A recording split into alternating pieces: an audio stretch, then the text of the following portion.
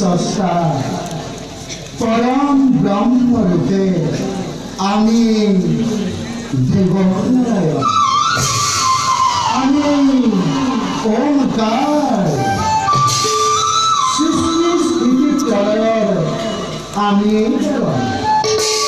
ব্রহ্ম সত্য জগৎ মিথ্যা অনন্ত কোটি ব্রহ্মাণ্ডর আমি স্রষ্টা। আমার সৃষ্টি যেতিয়াই অধর্মই ধর্ম মহাপাপে পুণ্যক গ্ৰাস কৰিবলৈ উদ্যত হয়, তেতিয়াই আসুৰিক শক্তিকে বিনাশ কৰি ধৰ্ম সংস্থাপনেৰ উদ্দেশ্যে যুগে যুগে আমি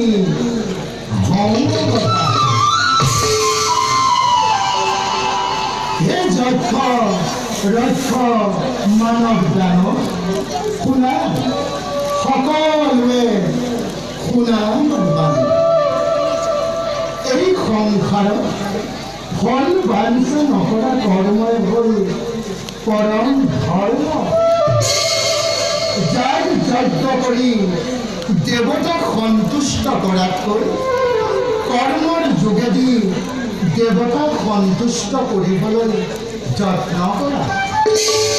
ব্ৰহ্মজ্ঞানীজনেও যাগ যজ্ঞ কৰাৰ নাই প্ৰয়োজন, কাৰণ আমি এই যাগ যজ্ঞ আহুতিৰ গৰাকী।